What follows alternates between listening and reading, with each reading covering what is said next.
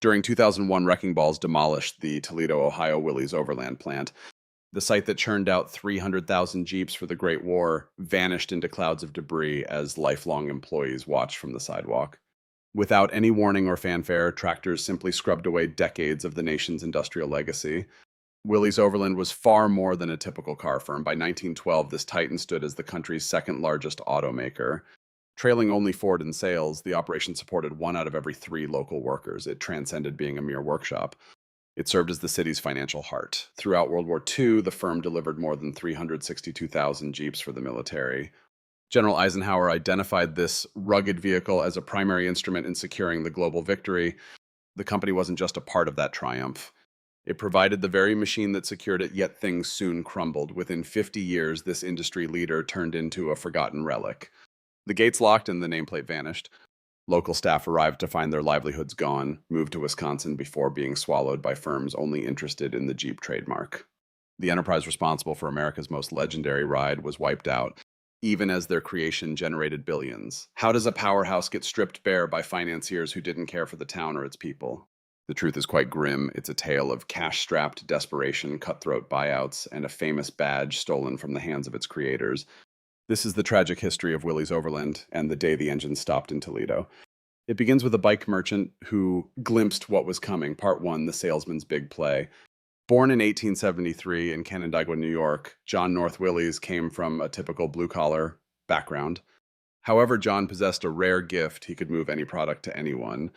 As a youth, he talked his folks into letting him launch a laundry service. After a year, they cleared a $1,000 profit on the sale. Using his earnings, John enrolled in Elmira College for legal studies, but his father's passing 2 years later changed everything. Schooling ended, so John returned to the grind armed with a simple strategy: identify a demand. Meet that need, bank the cash, and repeat. By the late 1890s, he was running a bike shop in Elmira during the cycling boom. He excelled, and by 1900, the 27-year-old had cleared over $500,000 in sales. That was a fortune back then. In 1899, a visit to Cleveland sparked a massive shift. Spotting his first motor car completely altered his path. He realized instantly that engines would soon push pedals out of American life. The era of the bicycle was fading away. Cars were the next big thing, so John headed home to start his own showroom. He marketed overland vehicles from an Indiana-based firm, which were well-built and priced for the average man. John moved units quicker than they could be manufactured, creating a backlog when the plant failed to hit its targets. Buyers were frustrated. In 1907, John placed an order for 500 new vehicles. He'd already handed over $10,000 when word came that the Indianapolis firm was facing insolvency. John rushed to Indiana, discovering the situation was dire. The company was $80,000 in the hole. The bank accounts were dry, the lines had frozen, and the staff hadn't seen a paycheck. With the business on the brink, John North Willys decided to take full control of the operation himself. He bet everything on the coming automotive age, knowing he just needed the funding to prove his theory. Having built a solid name for himself, John was known as a persuasive, honest, and incredibly driven businessman. Leveraging his charm during the crisis, he talked the lenders into settling that $80,000 debt for just $3,500 in cash. Afterward, he secured more backing from various partners who shared his outlook for the future. By January 1908, John held the reins and the brand was renamed Willys-Overland.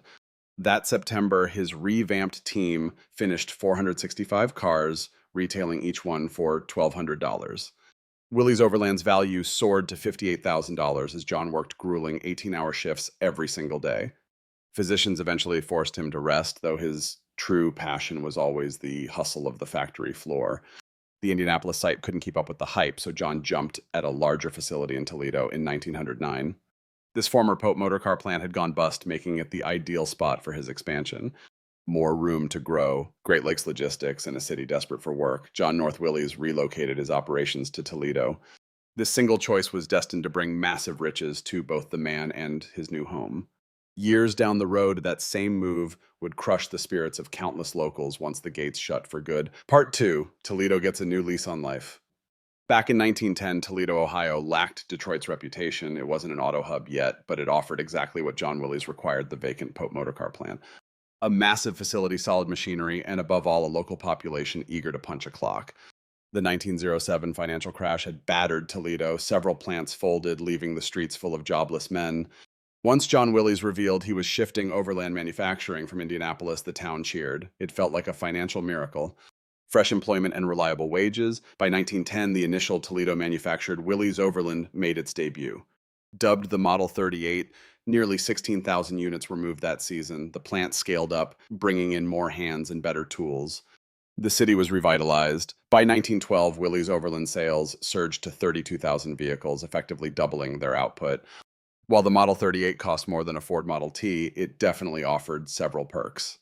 It featured a Packard-style sliding gear transmission, which outperformed Ford's planetary setup in ease of use and perceived reliability. Drivers with a bit of extra cash preferred the Overland. During that period, John rebranded the firm as the Willys-Overland Motor Company, quickly becoming the nation's #2 car producer. Only Henry Ford moved more steel. Just let that sink in for a moment. Within 4 short years, John transformed a failing business into a market leader, jumping from nothing to second place. Toledo reaped the rewards. As the mid-1910s arrived, 1 out of every 3 local workers was employed either directly at the plant or by the numerous shops supporting its needs. The financial boost was incredible. Employees took home solid pay, bought property, and started their lives there. That factory represented more than a job. It was the very bedrock of the city's success. In 1915, John erected a 7-story corporate hub in the heart of town, then the most advanced facility of its kind. Boasting grand designs and cutting-edge tech, John even kept 2 phones on his desk. This landmark came to define Toledo's triumph. Seeing that skyline meant the city was booming. Meanwhile, the main manufacturing campus just kept on expanding. John kept stacking bricks, extending the facility all along the road now known as Jeep Parkway. By 1915, 3 massive brick chimneys were erected with the word Overland spelled out right in the masonry. Visible from almost anywhere in town, those stacks became local icons as manufacturing numbers soared. By 1916, Willys-Overland moved over 142,000 vehicles, capturing nearly 10% of the entire domestic market. Profit was overflowing. John Willys was getting rich, unbelievably rich. He even bought a 245-foot yacht, naming it Isabel for his spouse. He curated fine art and built grand estates, yet he never slowed down or simply rested on his laurels. His ambition was relentless. In 1913, he secured the rights to produce the specialized Charles Knight sleeve valve motor. This led to the high-end Willys Knight line. By 1918, he had also snapped up the Mullane Plow Company. In 1919, he added the Duesenberg plant in Jersey to his collection. John was forging a dynasty, and the town adored him. He stayed active on the shop floor, and that hands-on approach earned him the genuine respect of his staff. Far from a detached suit, he was right there in the trenches with them. On the surface, things couldn't have been better. The nation's #2 auto brand in a booming industrial town, solid employment, total success. What was there to fear? Part 3, cracks in the foundation. By 1919, friction began in Toledo. Labor relations had stayed smooth while John was in charge. He provided honest pay and dignity, but then he relocated the main offices to New York City. He figured proximity to the financial district would simplify running his kingdom, but he was wrong. John put Clarence Earl over the Toledo site. Earl lacked John's touch, proving to be both arrogant and cold. The crew had zero love for him, and bitterness boiled over. In 1919, the plant was rocked by a brutal walkout. Everyone hit the picket lines, freezing the facility for months and bringing the assembly line to a dead halt. This labor dispute crippled the brand's finances. Without cars leaving the plant, cash dried up and the company's debt became a problem. John had taken out huge loans for his buyouts. From Duesenberg to the plow company and his own lavish living, it was all built on credit. Output vanished, but the interest payments didn't. By 1921, the business was staring down a total meltdown. Panicked lenders forced his hand consolidate everything, quit the expansion, and start clearing those balances. Creditors forced him to liquidate, and William C. Durant snatched up the New Jersey Duesenberg factory for $5 million. The Syracuse gear factory fetched $10 million. It was a total gut punch as the empire was dismantled piece by piece. The bankers eventually called in reinforcements, hiring the legendary Walter Chrysler to lead the turnaround effort. That is right, the same Walter Chrysler who served as a General Motors vice president and industry genius took over. They offered him $1 million annually on a 2-year deal to rescue Willys-Overland, and he accepted immediately. John Willys hated the arrangement, having to clear everything through Chrysler. He deeply questioned the man's true intentions and motives. Was Chrysler actually attempting to save the brand, or was he simply positioning himself to seize control of everything? The vibe turned toxic. Chrysler tried to oust John in a failed coup that left the partnership beyond repair. Once his contract expired, Chrysler walked away. Just 3 months later, the company was broke and desperate for cash again. Some folks suspected Chrysler sabotaged the firm to buy the Elizabeth plant at a bankruptcy fire sale. Chrysler sent a representative to bid, but Durant surprisingly won the factory with a $5,200,000 offer. Chrysler failed to get what he wanted despite the $15 million generated from those massive asset sales. By early 1922, John got the firm back into the black. It survived, but as a much smaller, weaker entity. With the debt handled, John could not stop himself from gambling again. As soon as things stabilized, he started expanding. In 1925, he added the F.B. Stearns Company of Cleveland to his portfolio to enter the luxury market. He launched the Whippet line in 1926. These cheap cars became global hits from Canada to Australia. Sales were booming, yet the entire house of cards was built on massive loans and extreme financial leverage. When business was good, debt supercharged the profits. When things soured, that same leverage made the losses fatal. Then in October 1929, the economy did not just slow down, it completely cratered during the market crash. The Great Depression hit and car buyers vanished. Burdened by debt, Willys-Overland simply could not weather the storm. By 1933, the firm collapsed into bankruptcy once more. This time, the receivership was absolutely devastating. Everything hung in the balance while John Willys was serving as the first American ambassador to Poland. President Herbert Hoover appointed him in 1930, but John rushed home to try and salvage his dying empire. He resumed the presidency in 1935, but his health failed. He suffered a heart attack that May and recovered.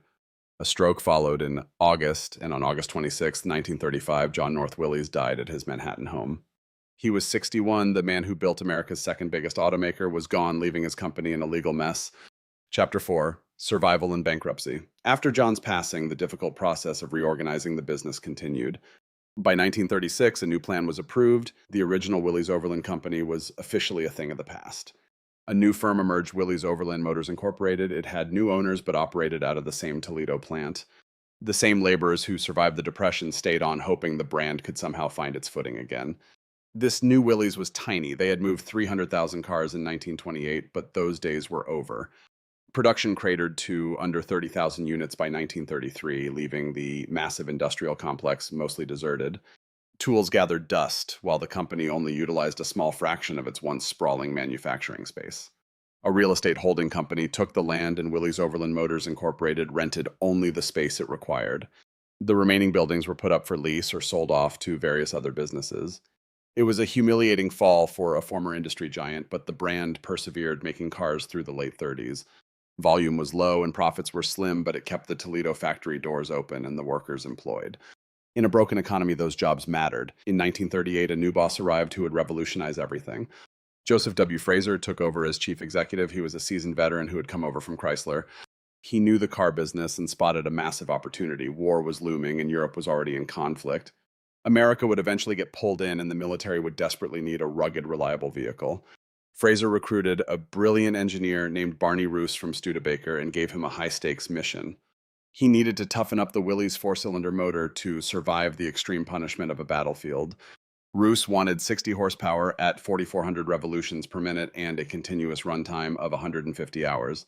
He started with an engine that only hit 48 horsepower and would usually blow up after 4 hours of use. Roos started over from scratch. He utilized tighter tolerances, rugged alloys, and lighter components. After 2 years of grinding, Roos finally finished his masterpiece. The Go Devil motor, stout, strong, and lasting. Roos was unaware then, but that motor would save Willys-Overland and transform Toledo, Ohio into the home of the most famous vehicle in our nation's history. Come June 1940, with World War II raging overseas, the Army made a request. They wanted a light 4x4 scout car that was nimble, tough, and small. They sent the requirements to 135 domestic car makers. The terms were harsh. 11 days for bids, 49 for prototypes, and 75 to build 70 test units. Total turnaround from bid to completion, 130 days. Design and build a fresh war machine in 4 months. Most companies simply ignored it. Only 3 firms actually submitted their formal proposals: American Bantam Ford and Willys-Overland. For Willys, this meant everything. The company was still hurting, losing money, and fighting for survival. This deal was their lifeline. Failure meant total collapse. The future of Toledo was on the line. Would Willys-Overland grab the deal or shut down Part 5, the Jeep contract? Willys-Overland pitched their first model, the Quad. It was a rugged 4x4 powered by Roos's Go Devil engine. That motor was their secret. At 60 horsepower, it was tougher than what Ford or Bantam offered. But Willys hit a snag: the deadline. The brass wanted 70 test rigs in 75 days. Willys couldn't meet that. They asked for more time, were denied, and Bantam took the lead. Bantam delivered their Blitz buggy right on time. It worked well and impressed the generals. Then things got messy. The military didn't think Bantam could handle a massive production run. Bantam was far too small. They couldn't build thousands of units. So the Army made a very controversial call. They gave Bantam's plans to Willys and Ford, telling them to build prototypes using those blueprints. Bantam did the heavy lifting only for their rivals to copy the work. Willys built the quad while Ford made the Pygmy. Testing lasted through early 1941. Every model had perks. Bantam's was light, Ford's build quality was superior. But Willys had that Go Devil engine. Troops loved it for its power, speed, and grit. The military decided to standardize on one design. In July 1941, they chose the winner. Willys won the deal for 16,000 rigs at $738. The Go Devil, in a lower price, won them the contract. But the Army was clever. They told Willys to use the best parts from Bantam and Ford, like Ford's flat hood. They added Ford's headlight style too, merging everything together. Willys updated their design. The new model was the Willys MB. By November 1941, Willys-Overland started churning out MBS at the Toledo factory.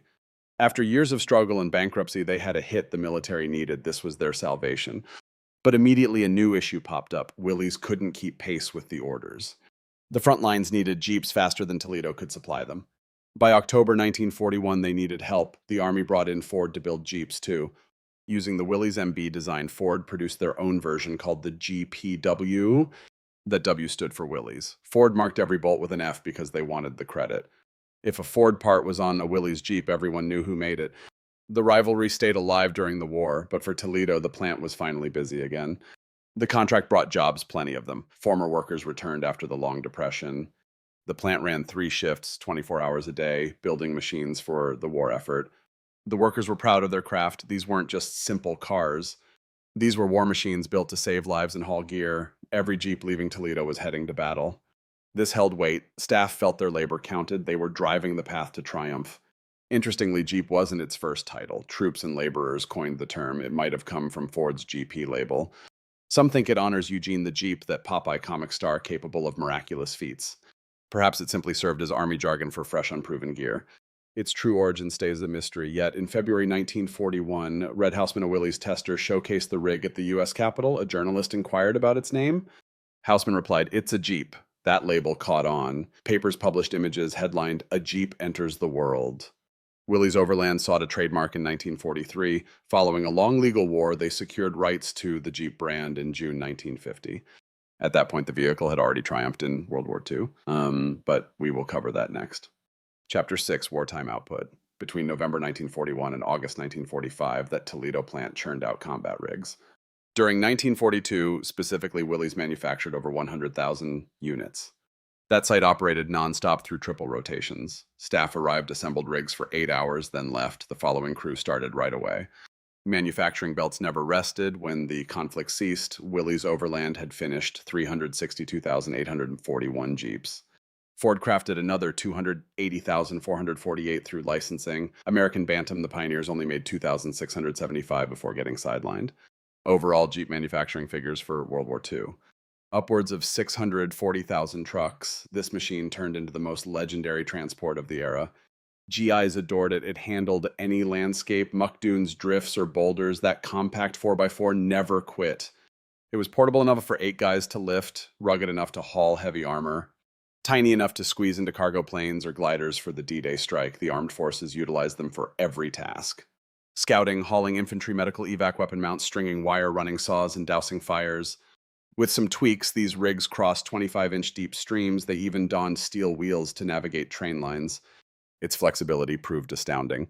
General Dwight Eisenhower ranked the Jeep among the 3 vital assets for victory alongside the C-47 transport and nuclear weapons. Such was its significance. It was far more than some basic army car.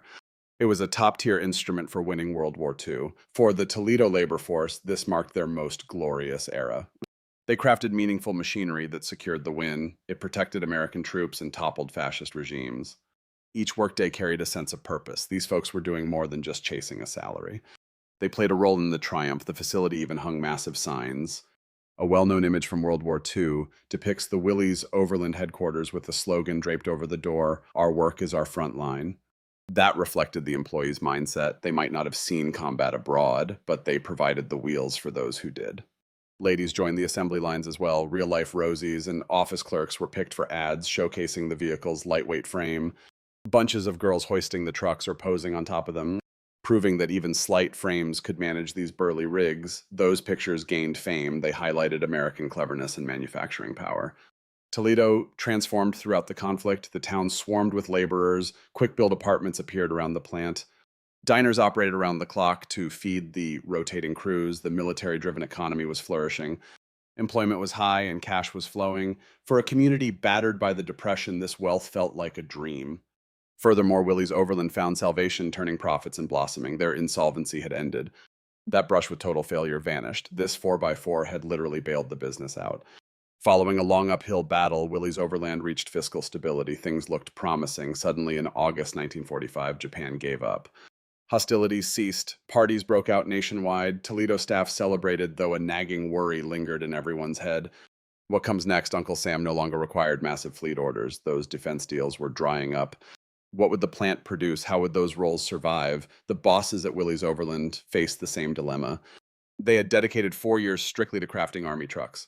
Now they had to pitch these rigs to regular folks, growers, and any buyer they could find in a peaceful world.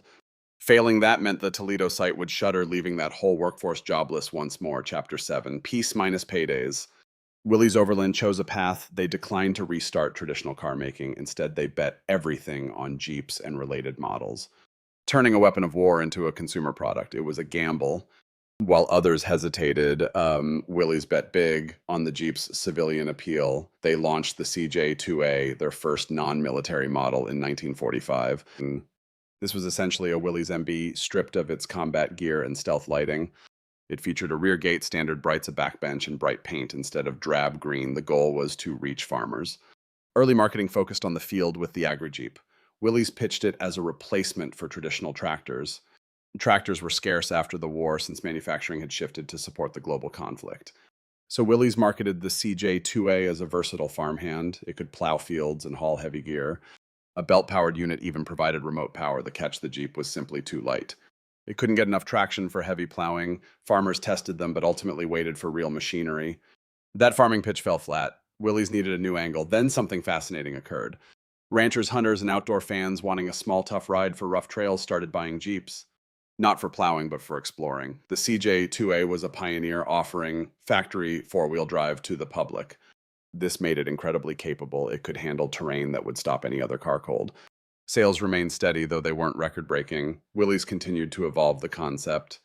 In 1946, the Willys Jeep station wagon debuted a family-friendly ride with an enclosed body. It was a hit. They added a pickup version in 1947, and the wagon got four-wheel drive by 1948. This was a landmark moment. It was the world's first four-wheel drive wagon, the direct ancestor of the SUV. Willys basically invented the sport utility segment decades before the name was ever coined. They didn't call it a revolution. They just built tough, useful vehicles that people enjoyed using. Looking back, 1948 saw the birth of the SUV courtesy of Willys. Still, the company's finances were shaky. Jeeps were selling, but the profits were tiny. The firm wasn't bringing in enough cash to thrive. In 1952, Willys tried the sedan market again with the Willys Aero model. It was a smart, efficient car, but it couldn't touch Ford or Chevy. The massive automakers had too much market muscle and ad spend. The Aero was a bust. By 1953, Willys-Overland was back in the danger zone. They were turning a tiny profit on Jeeps, but barely. They needed serious investment to stay relevant. They were too small to fight the big three alone. Willys-Overland needed a buyer, and Henry J. Kaiser stepped in. Kaiser had made millions in wartime shipping. Afterward, he dove into cars with the Kaiser Fraser brand. But that project was struggling. The standard car market was just too competitive for him. Kaiser went looking for a unique niche with potential. He found it with Jeep. The brand was powerful. The vehicles were unlike anything else. He saw huge growth in the civilian 4x4 market. Kaiser didn't care about Willys-Overland's sedans. He wanted the Jeep name and nothing else. In 1953, Kaiser Motors bought Willys-Overland for $60 million. They changed the name, but everyone knew the deal. Kaiser bought the Jeep. The rest was just details. Chapter 8, the Kaiser Era. Kaiser didn't hesitate. By 1955, they killed every Willys and Kaiser passenger car. It was over. From then on, they only built Jeeps. The Willys Aero was completely scrapped. Sedan production moved to Argentina. The Toledo factory would now focus entirely on the Jeep brand. For a brand that was once the #2 car maker in America, this was a final blow. Willys-Overland was gone as a car company. It was now Kaiser's Jeep plant. The name lived on, but the spirit changed. The company John North Willys founded was history, but Kaiser did invest launching the CJ5 in 1954. That specific model stayed in production for 3 decades. 1956 saw the launch of the FC 150 cab over truck. The larger FC 170 followed in 1957. It had a longer frame and more room. Their biggest hit arrived in 1962, the 1963 Wagoneer. Styled by Brooks Stevens, the Wagoneer was a complete game changer. It offered high-end comfort alongside serious off-road muscle. Families used it for groceries and mountain camping. It was essentially the world's first luxury SUV. The Wagoneer lasted until 1991, nearly 30 years with the same look. It became the template for every luxury SUV. Kaiser Jeep had a hit. In 1963, they rebranded once more. They became Kaiser Jeep Corporation, finally scrubbing the Willys name from existence. It vanished from every storefront and fender. 64 years since John North Willys rescued that failing Indianapolis shop, his legacy was wiped clean. Only Kaiser Jeep stood. Yet Kaiser Industries was facing serious trouble. Henry J. Kaiser had stretched himself too thin across multiple sectors. From steel to shipbuilding, his ventures were bleeding cash. By the late 60s, the parent company was desperate for liquidity. While the Jeep division was a profitable goldmine, the rest of the empire was dragging everyone into the abyss. So in 1970, Kaiser offloaded the brand to American Motors Corporation for $70 million. AMC was a struggling underdog itself. Born from the 1954 Nash-Hudson merger, they survived by carving out a small car niche. They focused on the Gremlin and Rambler tiny fuel-efficient rigs for the budget-conscious driver. AMC viewed Jeep as their salvation. Its rugged identity was unmatched, offering a cash flow to prop up their failing sedans. That's exactly what happened. For 17 years, AMC treated Jeep like a cash cow, draining every cent. Even as their own car lineup withered, AMC managed to launch a few legendary Jeep designs. The 1976 CJ7 and 83 Cherokee XJ were hits, but by the mid-80s, AMC's clock had run out. In 1987, Chrysler Corporation purchased AMC for $1.5 billion. Chrysler's boss, Lee Iacocca, was blunt. Jeep was the only prize. He saw it as the ultimate asset. He couldn't have cared less about AMC's cars, the Eagle brand, or their weird partnership with the French at Renault. Just like every owner since 1953, Chrysler was only there to claim the Jeep throne. The brand name was everything, while the actual craftsmen were forgotten. Chapter 9, The Ultimate Betrayal. Under Chrysler's wing, Jeep finally flourished. The brand finally had the deep pockets and resources it truly deserved. The 1992 Grand Cherokee debut changed everything. It became a legendary icon of the American SUV craze. Sales numbers went through the roof, making the brand worth billions, but the Toledo workforce felt a shift. The massive Willys-Overland site, standing since the early 20th century, had become a decaying, inefficient relic of the past. The machinery was prehistoric, and the floor plan was a nightmare for modern assembly lines. Chrysler needed a fresh start. By 1997, they broke ground on the massive Toledo North facility nearby. It was a high-tech masterpiece that officially opened its doors in 2001. With a 21st century plant online, the historic Willys-Overland complex was suddenly seen as dead weight. Daimler Chrysler formed after the 1999 merger with Daimler-Benz chose to raise the site. Every brick, every office, and every lab John North Willys built was slated for total destruction. 9 decades of hard labor were scheduled for demolition. Employees watched as their entire working lives were turned to dust. These were men following in the footsteps of their grandfathers. 3 generations of families had called that factory home. They gathered on the sidewalk watching helplessly as heavy machinery chewed through their local heritage. Without warnings or any formal tribute to their significance, crews flattened the central factories in August 2001. Thick dust choked the Toledo air. A century of industrial history became a pile of rocks in an afternoon. The birthplace of 362,000 wartime Jeeps was simply wiped off the map.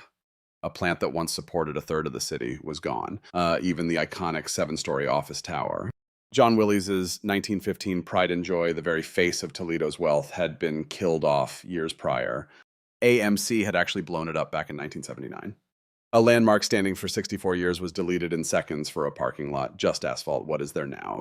Almost nothing. The site is now called Overland Industrial Park, a redevelopment project featuring a few generic warehouses. There's some light manufacturing like a Dana plant building axles for current Jeeps.